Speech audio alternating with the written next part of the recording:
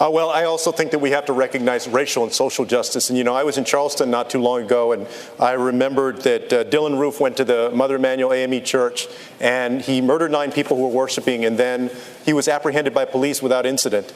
And the first thing we have to do is recognize the humanitarian crisis on the border for what it is. We make sure that there are the sufficient facilities in place so that women and children are not separated from their families, the children are with their families. We have to make sure that ICE is completely reformed and they begin looking at their job in a humanitarian way where they're addressing the whole needs of the people that they are engaged with along the border. And we'd have This video is about the Democrat candidates, the presidential hopefuls who are at least decent on the Israeli-Palestine question. I'm going to go through all 25 candidates because I believe that when you hear so many people criticizing Israel and they're saying the same things, even the ones that don't want to, they're, having to break away from tradition and be like, all right, I guess the settlements and the blockade and the military occupation, military checkpoints, and the murder, I guess those are wrong. I guess we could say murder is wrong. Israel, when you kill people, that's wrong. You can't do that. So stop doing that. Well, and we're not going to send you $4 billion. You keep murdering. Thou shalt not kill. Isn't that in the Torah? So thou shalt not kill. So stop killing people. I ask you if you can do it, but you know what? I don't even want to, listen to your bullshit. Netanyahu defended Hitler, saying if it wasn't for Hitler, there wouldn't be an Israel, which is, kind of true. But you're not going to give him credit, are you? He was saying that the Zionists had told Hitler if you expelled the Jews out of Germany, they would all run to Israel. And so it's almost like Netanyahu's in bed with Adolf Hitler. He looks up to Hitler. Hitler is one of his heroes. So when it comes to the Democrat election, the Iowa caucus isn't until February 3rd. February 3rd, that's, 7-8 months from now. So February 3rd, 2020. That's the Iowa caucuses, and then there's New Hampshire, and then there's Nevada, and then there's South Carolina, and then there's Super Tuesday, and that's when Colorado gets to vote on Super Tuesday. And then that's when we'll actually see who's winning and who's not winning. What the fuck does Nevada and Iowa and South Carolina and New Hampshire think about these candidates? I don't give a fuck. I don't give a shit what those. I don't know much about, I know a little bit about each one of those states, but ultimately, what does Colorado think? It's my state, so that's what I want to be a part of. So what's going to happen is, people drop out after Iowa and New Hampshire, so they weren't even in the race to begin with, right? It's a damn campaign. It's a movement. So really, if it's a movement, you're a long shot candidate, it's a good idea to stay in the race the entire time. You will always be a conversation piece. You will keep the issue right into the consciousness of the American people, up until Election Day. So if you're not in it to win it, if you're not in it for a movement, if you're not in it for a campaign, and you drop out after Iowa, then we shouldn't have been considering you to begin with. So I believe after Colorado, after I think it's March 3rd, so after Super Tuesday, after the 5th election, after, we're part of the first 5 elections, but I think after Super Tuesday is when we're going to actually see which one of these 25 candidates, are, the people are liking and are winning. So I think that's when we'll actually know something. So that's, 8 months away. Now my tactic is I'm a Bernie Sanders supporter. Bernie Sanders got robbed. The election was taken from him, and, it was fucking bullshit how people treated him. People have been ignoring Bernie Sanders for 50 years. He's been wildly consistent. So Bernie Sanders is a holy man. He's a national treasure. So really, Bernie Sanders can't do any wrong. I'm not going to say he could coast. I think you got to fight for every vote. So when it comes to Hunter S. Thompson, he said the 60s lost. It looked like we were going to win. It seemed inevitable, so we didn't even have to fight for it. We were just all going to win. Woodstock and the hippies and stopping the wars, and we were just going to create America, and it just seemed inevitable. And then it, failed. And then you could see the high water mark, in Las Vegas, where the revolution came up to Las Vegas, and you could see the high water mark, and then it, rolled back into the ocean. And so, you got a little bit of revolutionary, progressive, California and Oregon and somewhat Colorado, Washington. But rest of America, we're in 27 wars right now, 27 fucking wars. Remember in America when we hated war so much that we were willing to, protest and, just go ape shit over the Vietnam? Remember when Americans were Americans and we stood up and we protested and we actually utilized our freedoms? So Bernie Bros I don't like how Bernie bros are essentially the way American elections work. You pick your horse and then you shit on everybody else. There's 25 candidates. So I think it's good to criticize the other candidates. So I heard Kamala Harris said that when it comes to credit reports, they're going to add the utilities, the rent, and the cell phone bill. So she's saying the credit report doesn't reflect the whole thing. They need to add, rent payments and the utility and the cell phone companies. So that's, great for those companies, for those corporations. Ms. Williamson, this is a question for you. Excuse me, I'm addressing the question, Ms. Williamson. We've been talking a lot about access to health insurance, but for many Americans, their most pressing concern is the high cost of health care. How would you lower the cost of prescription drugs? Well, first of all, the government should never have made the deal with the big pharma that they couldn't negotiate. That was just part of the regular corruption by which multinational corporations have their way with us. I want to say that while I agree with, I'm with Senator Bennett and others, but I agree with almost everything here. I'll tell you one thing. It's really nice if we've got all these plans, but if you think we're going to beat Donald Trump by just having all these plans, you got another thing coming. Because he didn't win by saying he had a plan. He won by simply saying, make America great again. Kamala Harris sucks when it comes to Palestine. Kamala Harris put more black men in prison than every attorney general before her. And she's in favor of marijuana, but she's in favor of legalizing marijuana, but she's still in favor of Nixon's war on drugs. So there's a lot of criticisms that I have for Kamala Harris and for Mayor Pete Buttigieg, who is 37 years old. He's a millennial. So Mayor Pete represents my generation, literally because of his age. Tulsi Gabbard is Generation X, so, she's pretty exciting too. But Mayor Pete, I love that he is 37 years old. And, he looks like, the right wing. America today. We're going to continue this discussion. I wanted to put it in candidates, please. I'm one of those parents. I was just in the emergency room, and I'm telling Congressman, thank you. We fight health insurance companies every single week. We stand in line and pay expensive prescription drugs. We have to have a health care guarantee. If you're sick, you're seen, and in America, you never go broke because of it. Okay. A lot of you have been talking to... Well, but what about Eric Garner and Tamir Rice and Laquan McDonald and Sandra Bland and Pamela Turner and Antonio Arce?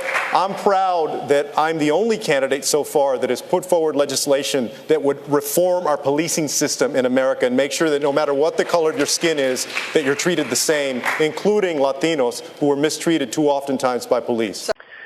So Mayor Pete kind of looks the part, right? He talks like a bureaucratic asshole. He talks like a politician. And ideas are complicated, so really we should kind of take the time out to listen to each other. But it just takes, so damn long. But really, he's a badass. He's a superstar now. So I don't think he's tall enough. I mean, that's superficial and stupid, but you got to look presidential, right? You got to have all the right policies, but you're going to be the symbol that we send all over the world. Your face is our face. You're the face of 320, badass Americans, right? 320 million badass Americans are going to settle on one face to represent them all throughout the world. So Mayor Pete is good. Kamala Harris is good. The main thrust of them is good. Kamala had, Hillary Clinton and some of these corporate assholes throwing money at her in the very beginning. Now, that's, could very well be true, but if Martin Luther King was to have got some dark money, if, anybody would get some money, you don't know how they're going to spend it. So perhaps the Hillary Clinton camp is supporting Kamala Harris because Kamala is good. Kamala has a lot of good things, that's going for her, so they're, throwing the support her way. So Kamala Harris has a ton of progressive ideas. Mayor Pete has a ton of progressive ideas. So I don't believe that the Bernie bros should just shit on Kamala and Pete. They shouldn't just shit on any of the candidates that are progressive that they like just because they're a threat to Bernie Sanders. That's why the Bernie bros are, criticizing Elizabeth Warren and Kamala Harris, Mayor Pete. All these candidates threaten Bernie Sanders' victory, right? So I'm most likely going to vote for Bernie Sanders come, May 3rd or March 3rd. I'm most likely going to vote for Bernie Sanders. I like Mike Gravel and Tulsi Gabbard better because, they're, Mike Gravel is such a fucking badass. I think Mike Gravel will be my number one choice if he can, stick it out until March 3rd. But Tulsi Gabbard's good on the foreign policy. So she has, Bernie Sanders can learn some things from Tulsi Gabbard when it comes to American foreign policy. John, I appreciate the question. The answer is yes. But that action should always be undertaken with allies and partners and friends. When the United States presents a united front, we have a much better chance of achieving our foreign policy aims. Well, thank you. I will say, no, absolutely not. They should not be deported. And I actually, this was one of the very few issues with which I disagreed with the administration, with whom I otherwise had a great relationship and a great deal of respect. But on the secure communities issue, I was Attorney General of California. I led the second largest Department of Justice in the United States, second only to the United States Department of Justice in a state of 40 million people. And on this issue, I disagreed with my president because the policy was to allow deportation of people who, by ICE's own definition, were non-criminals. That's not what we have right now. I enlisted in the Army National Guard after the al-Qaeda terror attacks on 9/11, so I could go after those who had attacked us on that day. I still serve as a major, served over 16 years, deployed twice to the Middle East, and in Congress serve on the Foreign Affairs and Armed Services Committees for over 6 years. I know the importance of our national security, as well as the terribly high cost of war. And then I also like Andrew Yang. I'm liking him less and less as I learn more about him. And then I like Elizabeth Warren. That would round out my top 5. So they're good. They're good. And so instead of just saying, oh, your person sucks, and, you know, like I said, when it comes to Palestine, most of these candidates all suck on Palestine. They're all a bunch of racist pieces of shit. They can't say Palestine is a people and we will fight and die to protect the Palestinian people. That's what I want to hear from all these Democratic candidates, because a lot of them, they can't, seem to say anything good. All right, say something nice about Palestine. Okay, no, say something nice about Palestine. So Bernie Bros should shit all over Joe Biden. Joe Biden is the opposite of everything that Bernie Sanders is. Joe Biden is just a relic from the past. So is he going to run shit like Obama? Obama wasn't progressive on a bunch of issues. So Joe Biden, compared to who we got now, yeah, he might look a little bit better, but we need a progressive. We need a badass candidate. The whole point of, what's his name, Jimmy Dore, he said he wanted to support Trump because he wanted to win by losing. By putting Trump in office, he's going to do such a shitty job that then we can, elect whoever the fuck we want to elect. That's where we're at right now. Trump has done a shitty job. His 2 fucking years, name one good progressive idea that he's done. I mean, seriously, he's been great for the Republicans, but he doesn't represent the whole country. He doesn't represent any of the Democrats, any of the liberals. He only represents his base. That's what he's trying to make himself more rich. He cares about his family and his friends and his little inner circle and his base. That's all he gives a shit about. So he has been a shitty candidate, so now it's time for Jimmy Dore and everybody that was sitting there saying put him in office so we can, have a badass progressive. Now's the time. Now is the time. I lost faith. I used to hang on to Trump for like 5%, but the Venezuela shit, he's an asshole. That was a nail in the coffin. He's going to go after Venezuela because they're socialist. Oh, man, capitalists, you guys are such weak-kneed pussies, aren't you? You weak-kneed bitches. You all have to force capitalism on countries because it's a dog shit fucking economic system. You have to force people to do it. If it's so good, people would just want to do it, right? Nah, you got to make people do it. So this imperialist, the capitalist, or the imperialist? The capitalists want to invade every single fucking nation. And we killed the Vietnamese people because they were communists? I thought we believed in freedom. They got a different economic system than we do. That's okay. That's fine. I don't mind. That country wants to be communist. That country wants to be capitalist. Do your thing, countries, right? We'll do our thing. You do your thing. So as Attorney General and the Chief Law Officer of the state of California, I issued a directive to the sheriffs of my state that they did not have to comply with detainers and instead should make decisions based on the best interest of public safety of their community. Because what I saw, and I was tracking it every day, I was tracking it and saw that parents, people who had not committed a crime, even by ICE's own definition, were being deported. But I have to add a point here.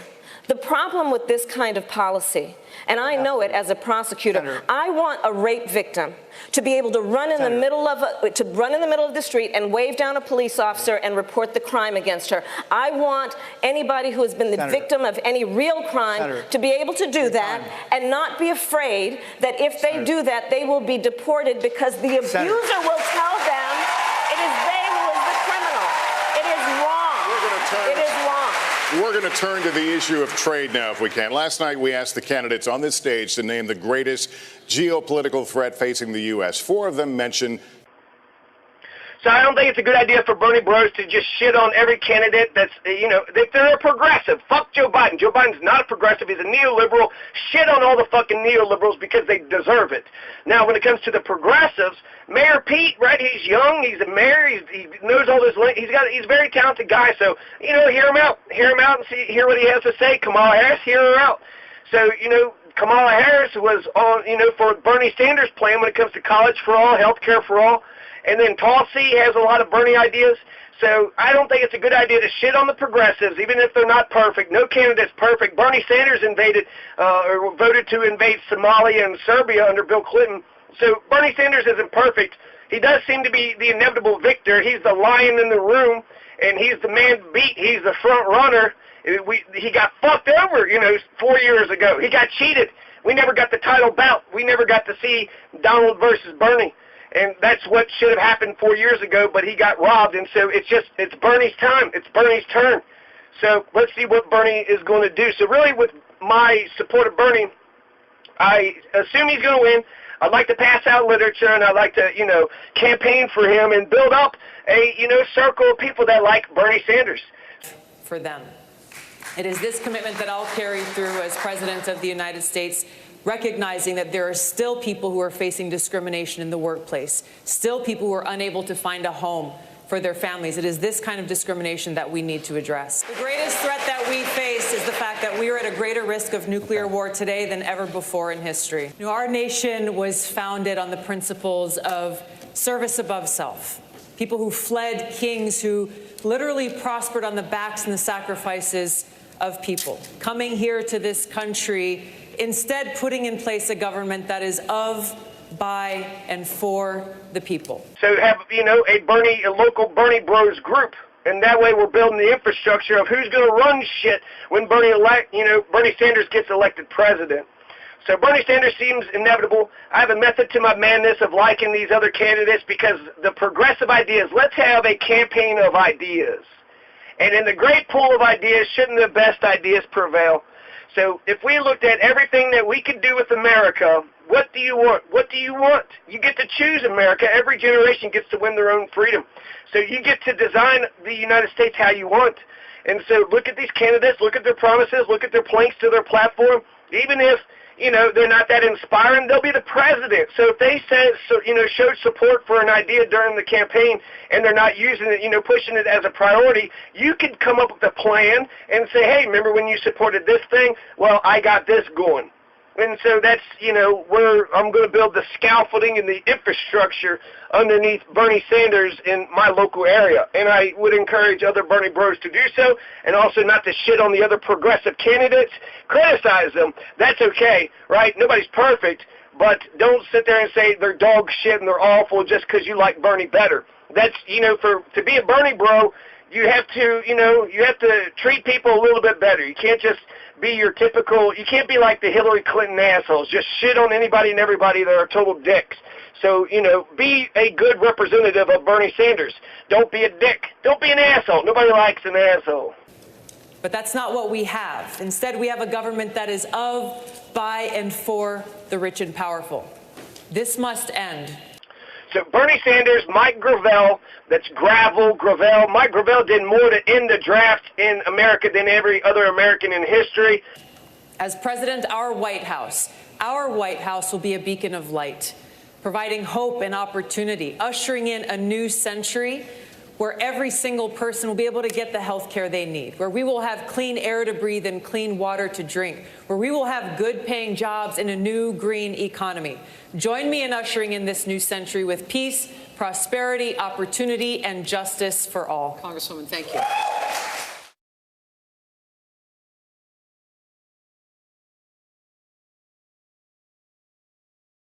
Mike Gravel, Bernie Sanders, and Eric Swalwell, who is, I think, a congressman from California. So Eric Swalwell, Bernie Sanders, and Mike Gravel, the only one that seemed to really have the substance when it comes to Palestine. Now, some of these were somewhat supportive of Palestine, and they were decent. So this is about the decent Democrats, okay? And then the last video will be about all the good ones. Tim Ryan. Tim Ryan leans towards Israel, but he comes across as pretty fair. He says we need an honest, neutral broker in the conflict, and that the U.S. government really isn't trying to resolve the crisis. They say two-state solution, but they let Israel do whatever they want. At no point do they sanction them or boycott them or divest from them. They just keep on giving them all the money and all the power, and just, maybe if we're just kiss Israel's ass so much, maybe they'll treat the Palestinians correctly. So he's right. We do need an honest, neutral broker. That's exactly what they need. And the U.S. government is in a perfect position. The only thing that we need to solve the Israel-Palestine crisis is for the Palestinian people to be given a fair, square deal. You give the Palestinian people a fair, square deal, then it will work. It will work, but they have not done that. So Tim Ryan, leans towards Israel. He's got the, conclusion correct, but I'm not for sure if he's an expert or if he knows as much as I do when it comes to Israel-Palestine. And preventing the kind of genocide to which you refer, the kind of genocide that we saw in Rwanda, the kind of genocide we want to stop going forward. But unfortunately, under this administration, President Trump has alienated our allies and our friends and our alliances. He's diminished our standing in the world, and he's made us weaker as a country, less able to confront challenges, whether it's Iran or North Korea or Vladimir Putin in Russia, who attacked and invaded our democracy in 2016. Mayor Pete Buttigieg, South Bend, Indiana. He's 37, millennial. He's an Afghanistan veteran, so he should have an interesting foreign policy, but he hasn't said shit when it comes to foreign policy. He just said in the endless wars. So he criticized Netanyahu's attempt to annex the West Bank. So he's criticized Israel. Now, he had a stupid comment and then a good comment, okay? So the stupid comment, this is right after right after the massacre, the Gaza massacre of 2019, just a few months ago. 60 mostly unarmed Palestinians were murdered by Israeli sharpshooters, and they asked Pete Buttigieg, this is the American Jewish Committee podcast, they said, what do you think about, how we just killed all these Palestinians? Mayor Pete says, seeing the way that a country can be, on the one hand, very intentional, very serious, and very effective when it comes to security, and on the other hand, not allowing concerns about security to dominate your consciousness. I think it's a very important lesson that hopefully Americans can look to when we think about how to navigate a world that unfortunately has become smaller and more dangerous for all of us. So he said no, absolutely nothing there. There's no substance whatsoever, just a bunch of horse shit, right? He's pandering to Israel. And he's sitting there saying, what, right after Israel massacred 60 mostly unarmed Palestinians, and why can't they have guns, right? You're allowed to protect yourself. I believe in the Second Amendment for the Palestinians, too. But Mayor Pete says how they murder Palestinians. Israel just murder Palestinians. They're so casual. They're just so cool about it. They're intentional, they're serious, and they're effective. They killed 60, Palestinians like it wasn't shit. And then when it comes to security, they don't allow it to dominate their consciousness. They're just so cool and casual. They massacred 60 Palestinians like it wasn't nothing. It's just fucking fantastic, right, Mayor Pete? Now, Mayor Pete's going to come back and say Israel's human rights record is problematic. Uh-oh, there's that word again, problematic, right? And for too long, our leaders have failed us, taking us from one regime change war to the next, leading us into a new Cold War and arms race, costing us trillions of our hard-earned taxpayer dollars and countless lives. And it's going to take all of us coming together to make sure that it does. Necesitamos incluir cada persona en el éxito de esta economía. Pero si queremos hacer eso, necesitamos incluir cada persona en nuestra democracia. Cada votante necesitamos la representación y cada voz necesitamos escuchar.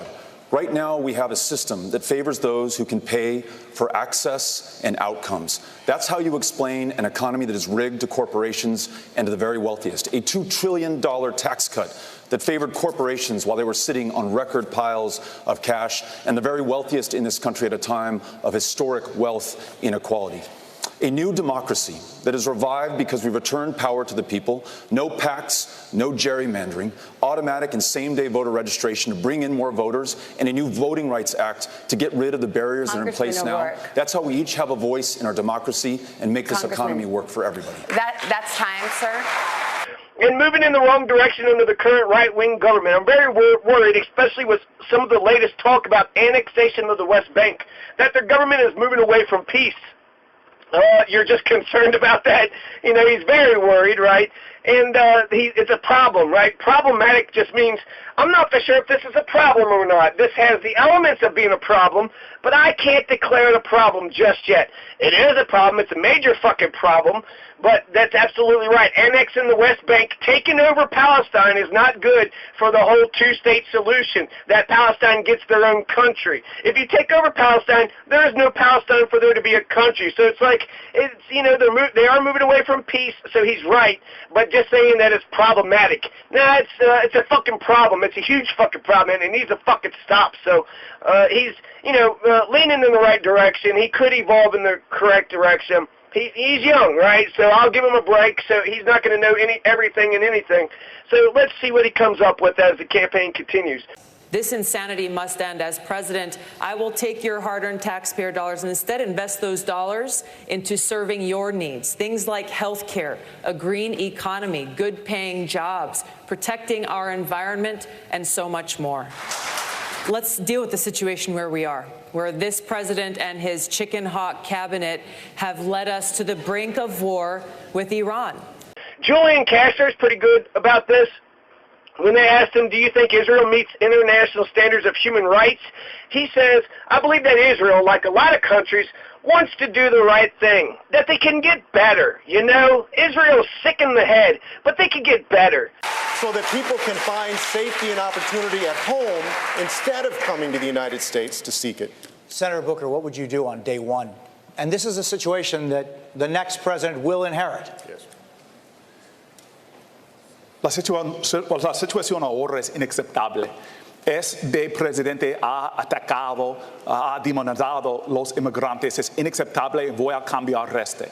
On day one, I will make sure that, number one, we end the ICE policies and the customs and border policies that are violating the human rights. When people come to this country, they do not leave their human rights at the border.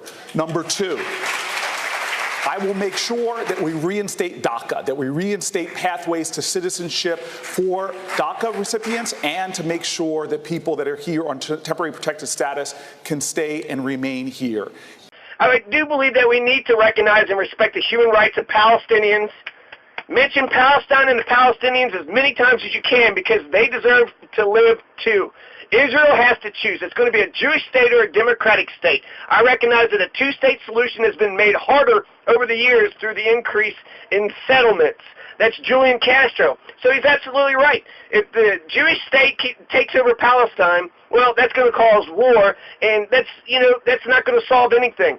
So they're breaking the American law of just two-state solution, and a one democratic state, a secular democratic state, would have to be secular. If you want to adopt the Palestinians into the country, you're not going to have a Jewish Israel anymore. You'll still have Israel, but it won't be a Jewish theocracy. And, so Julian Castro's, on the right track. Wayne Messam, he talked to many Israelis and Palestinians, and he says that the Palestinians are disenfranchised. So here's a good quote by Wayne Messam.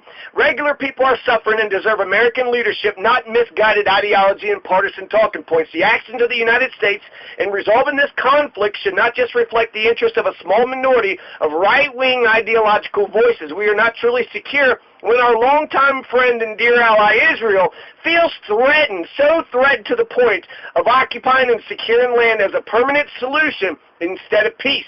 We are not secure when the Palestinians, who have been fully disenfranchised, undermining effective diplomacy. Yet this is what happens when a real estate developer, right, Trump, leads an insular negotiations process that prioritizes right-wing voices over all others. We are not secure when 53% of Palestinians live in poverty, including over 400,000 children.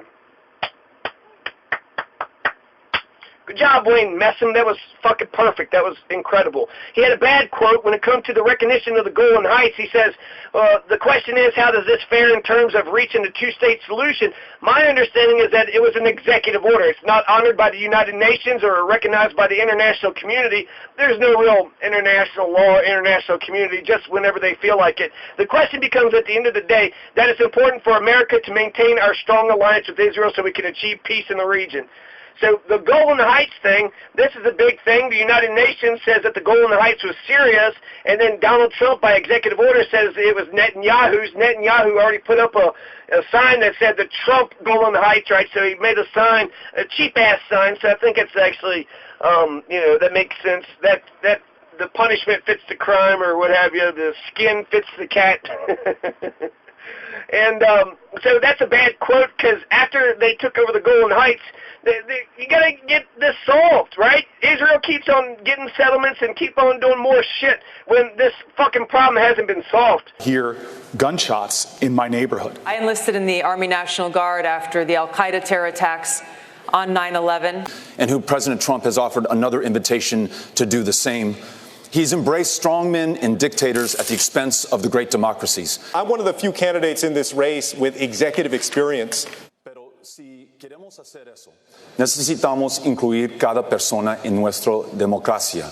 And so as long as there's a crisis, when you have an embassy, you're saying Jerusalem is the capital of Israel. I'm okay with the U.S. embassy being in Jerusalem. I'm not okay with Israel saying Jerusalem is all just Israel's. You can have two capitals in one city. Pueblo had the county government and the city government. They're just two different buildings right next door to each other. So you can have two capitals in the same city.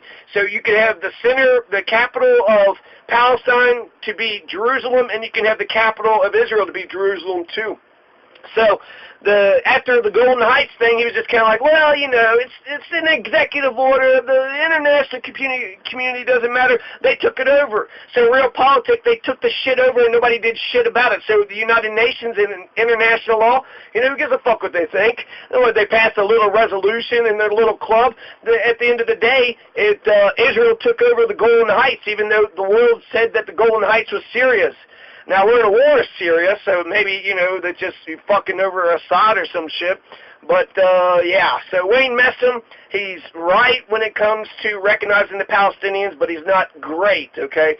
Joe Sestak, he's a Democrat, two-state solution. He criticized Israel's blockade of Gaza. Now, Joe Sestak, I'm a little worried about him. He's a retired Navy admiral, two-term Democratic Pennsylvania congressman. He criticized Israel's blockade of Gaza, and he ran in a senatorial primary bid against Arlen Specter. He was an Israel partisan who switched from being a Republican to a Democrat.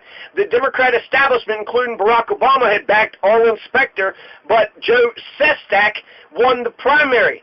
And then after he won the primary, conservative pro-Israel groups spent millions of dollars targeting Sestak, who then narrowly lost the general election to Republican Pat Toomey. So, they might say, well, on Israel, Joe Sestak lost at I'm worried about it because he got hit by the conservative pro-Israel groups. And that's why I have what I call a 3 a.m. agenda. That is about everything from what we need to do to deliver health care to how you will be able to pay the bills by the end of the month. And when I think about what our country needs, I promise you, I will be a president who leads with a sense of dignity, with honesty, speaking the truth, and giving the American family all that they need to get through the end of the month in a way that allows them to prosper. To, compete at this level, when you say something and you're, a superstar, you're one of the presidential hopefuls, that's going to echo, out into eternity, right? So everything that all these candidates are doing and everything that they've said, all of it's suspect and all of it should be, sifted through, and we should find out who the best one is out of all these candidates.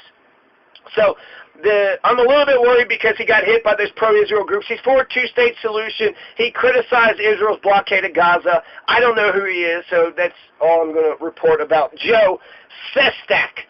Now, on Palestine, Tulsi Gabbard and Marianne Williamson. These are the two last ones. They're decent, but they're not great. So, la situación ahora es inaceptable. Y estoy postulando por presidente de los Estados Unidos. who here would abolish their private health insurance in favor of a government-run plan? Just a show of hands, start off with. Why are you defending private insurance? Say they like their private health insurance, by the way. It should be noted that 100 million Americans. I mean, I think we should be the party that keeps what's working and fixes what's broken. Tulsi Gabbard, I'm so disappointed in her. She has such a great foreign policy. She's better than Bernie on Venezuela, but Bernie Sanders is better than Tulsi Gabbard on Palestine. Now, I think there's some challenges with Israel that need to be addressed. This is Tulsi's words. You think there's some challenges? Do you think they are upholding the international standards of human rights? There's some challenges with Israel. Some challenges, huh? Tulsi, there's a shit ton of challenges. Are you fucking kidding me? There's a crisis, there's a problem, then there's a forest fire, there's a wildfire that needs to be put out. So I think that the ongoing issues that we continue to see in the conflict between Israel and Palestine are complicated, and there needs to be progress ultimately to make sure that both the Israeli people and the Palestinian people are able to live in peace and security. That is so vague, and that's a big nothing. You know, what a big fat nothing. After the 2019 Gaza massacre, 60 mostly unarmed Palestinians were killed just a few months ago in May. Israel needs to stop using live ammunition in its response to unarmed protesters in Gaza. It has resulted in over 50 dead and thousands seriously wounded. I want to move back, if I can, to Congressman Gabbard. And it should spur us to action. If I were president today, I would sign an executive order that would get rid of Trump's zero-tolerance policy, the Remain in Mexico policy, and the metering policy, and that would go to the root cause of the issue, which is we need a Marshall Plan. As president, I will make sure that we live our values in our foreign policy. I will ensure that we strengthen those alliances and partnerships and friendships and meet any challenge that we face together. That makes America stronger. But what about the War Powers Act? Congressman O'Rourke, thank you. What about the War Powers Act? Senator Bennett. Thank you. Thank you. My mom and her parents came to the United States to rebuild their shattered lives. In the only country that they could. 300 years before that, my parents' family came searching religious freedom here. The ability for one generation to do better than the next is now severely at risk in the United States, especially among children living in poverty like the ones I used to work for in the Denver public schools. That's why I'm running for president. I've had two tough races in Colorado by bringing people together, not by making empty promises. And I believe we need to build a broad coalition of Americans to beat Donald Trump, end the corruption in Washington, and build a new era of American democracy and American opportunity. This is going to be hard to do. After the United Nations Security Council had condemned the Israeli settlements 2017, this is under Obama, this is January 3rd, so this is at the very end of Obama's term. I know how important our enduring alliance with Israel is. My vote upholds my commitment to maintaining and strengthening this alliance, as well as my long-held position that the most viable path to peace between Israel and Palestine can be found through both sides negotiating a two-state solution. While I remain concerned about aspects of the United Nations resolution, I share the Obama administration's reservation about the harmful impact Israeli settlement activity has on the prospects for peace. So forever, the Security Council veto, America protects Israel and all their crimes. Obama allowed one resolution to go through, but Tulsi Gabbard didn't have the courage to say that the Israeli settlements, which is fucking up the two-state solution, which is embarrassing America. We say two-state solution, but they're like, fuck you, America. We're going to go take Palestinian land. What the fuck are you going to do about it? They blew up 200 of our Navy officers in 1967. LBJ, who escalated the shit out of Vietnam, didn't do shit about it. So maybe they're right. Maybe Israel can kill a whole bunch of Americans, and we just going to sit here and take it. So the fact that they're killing the Palestinian people and that we give them $4 billion, do we have no power? Do we have no influence whatsoever in Israel? You know, we love Israel so goddamn much. Is it just like they'll take our love and then they'll, you know, the tail wags the dog, but they don't give the love back to us? So Tulsi didn't have the courage to stand up against the settlements going into Palestine. When it comes to all those mostly unarmed Palestinians, she did say they need to stop. So she's criticizing them, but she's just saying there's some challenges, right? They need to stop using live ammunition against unarmed protesters. No shit. That's just obvious. So I feel like, she's on the right track. She's got that Bernie Sanders glow to her. Joe Biden's got the Barack Obama glow. So Tulsi Gabbard, I hope she evolves on this, because that's not good enough for me. She didn't support that United Nations resolution. There was some vote, and she was like, well, I have concerns about aspects of it, but, I essentially agree. Well, then you should have, stood up for the one time that the Barack Obama administration stood up against Israel using the United Nations, resolution. She didn't stand up for it. So she seems to love Israel too much. She's for the two-state solution, as everybody in U.S. politics is, but she's got reservations, right? She thinks there's only some challenges, so Israel's problematic to her too. No, it's a fucking problem, right? Problematic? Is it a problem? I don't know yet. So it's problematic for right now, but it could be a problem one day. One day it could be a problem. Now, Marianne Williamson, when they asked her if Israel respects human rights, she says, well, the United States doesn't respect human rights, which is such a badass answer. That's absolutely right. So she didn't want to criticize Israel off the bat before, recognizing that the United States hasn't been great when it comes to human rights. She says the Israeli settlements are illegal. She said she would rescind the president's affirmation of sovereignty of Israel over the Golan Heights. So this is amazing, okay? So Marianne Williamson, she's saying that the Israeli settlements are illegal, which is what Bernie Sanders is saying, and she's also saying that she would rescind the president's affirmation of sovereignty of Israel over the Golan Heights. So she's not just saying the Golan Heights is problematic. She says, no, the Golan Heights is still Syria's, that's what the United. So she's saying they need to, undo Trump's, policies. So that's absolutely right. She's very good. So I went to Congress at 31. And I found a Washington that doesn't work for people like you and me. It's made of the rich and the disconnected. I was the first in my family to go to college and have student loan debt. And so I have led the effort to elect the next generation of members of Congress. And we have a moment to seize. This is a can-do generation. This is the generation that will end climate chaos. This is the generation that will solve student loan debt. And this is the generation that will say enough is enough and end gun violence. This generation demands bold solutions. That's why I'm running for president. Congressman, thank you. Ms. Williamson? This is Marianne speaking. As the President of the United States, I would have an equally robust commitment to both the legitimate security concerns of Israel and the human rights of the Palestinians and the economic hopes and opportunities and dignity of the Palestinian people. She recognizes Palestine, so this is very good. She's the opposite of Michael Bennett. Michael Bennett says Israel is number one, maybe America's number two or number three for Michael Bennett, but he loves Israel more than every other country. For Marianne Williamson, she loves America. America's number one to her, but Israel's number two. So for Michael Bennett, Israel's vital, it's crucial, it's critical, it's the most important nation state in the world. Even more important than America? No, come on now. Marianne Williamson, she says that the best ally is humanity itself. So she's not going to essentially say America or Israel, this nationalism. She says she loves Earth and she loves humanity. So that's very spiritual of her, right? She wants to have a spiritual revolution in this country. And we do need a spiritual revolution. We need a renaissance and an enlightenment. So if I was to list the best nations on Earth, right, Michael Bennett says Israel is the best country on Earth. Well, America, we're number one. We're number one. This is where I live. This is my home, so I feel like just my own, I'm biased. But, yeah, America is definitely the number one nation. That's the most indispensable, most vital, crucial, critical, essential, indispensable nation on the planet.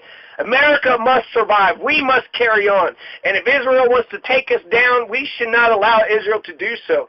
Now, I like Ukraine. I like South Africa, Nigeria, Haiti, Bolivia, Cuba, Djibouti, Canada, Germany, Ireland, Scotland, Bohemia, Norway, Sweden, Denmark, Finland, Poland, Bohemia, that's the Czech Republic, Russia, China, Brazil. I like them, but they're superpowers. They can take care of themselves, so I'm not as concerned, about their survival. They'll be all right.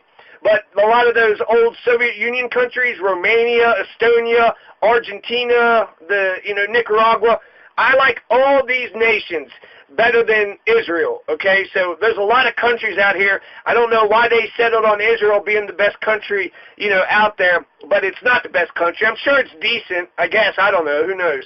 It seems like there'd be a bunch of racists there, right? They don't give a shit about the Palestinians. Netanyahu's a racist. So if your leader's a racist, then you're probably going to have a lot of people who are racist too.